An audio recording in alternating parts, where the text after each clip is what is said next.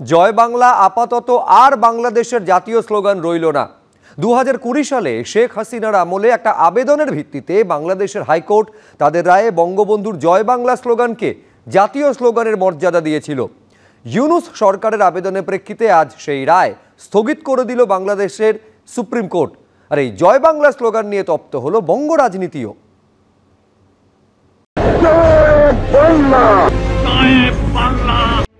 ইউনূসের বাংলাদেশে লেখা হচ্ছে নতুন ইতিহাস, মুছে ফেলা হচ্ছে মুজিবুর রহমানের স্বর্ণালী অধ্যায়, চেষ্টা করা হচ্ছে বঙ্গবন্ধু মুজিবুর রহমানের নাম, বাংলাদেশ গঠনে যাবতীয় অবদান মুছে ফেলার। এবার কি তার তোলা বিখ্যাত সেই স্লোগান জয় বাংলা, যা সামনে রেখে স্বাধীন বাংলাদেশের জন্য লড়াই করেছিলেন পূর্ব পাকিস্তানের লক্ষ লক্ষ তরুণ তরুণী, তাও মুছে দেওয়া হবে বাংলাদেশের বুক থেকে?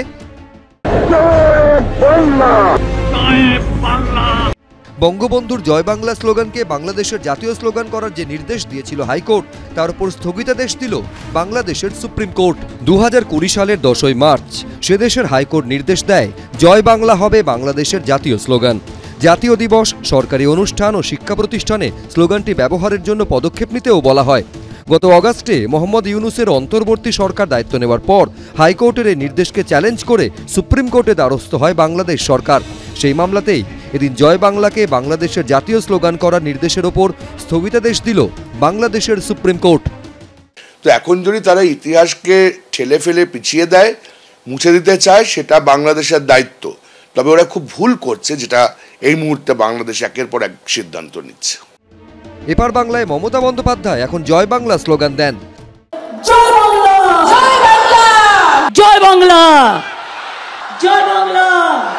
জয় বাংলা স্লোগান নিয়ে তৃণমূলকে কটাক্ষও করে বিজেপি। মাঝে মধ্যেই জয় বাংলা ও জয় শ্রীরাম স্লোগানের মধ্যে যুদ্ধও দেখা যায়।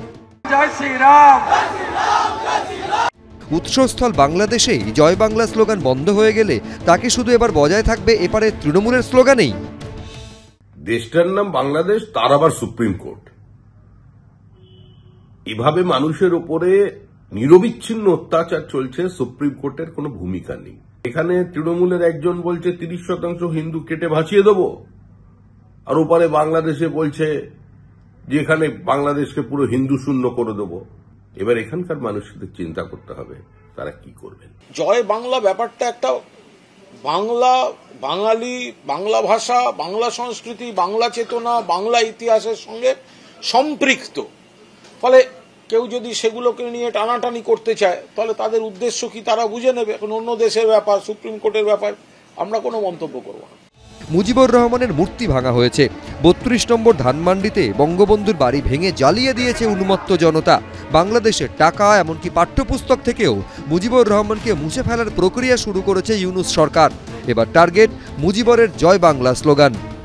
এবিপি আনন্দ।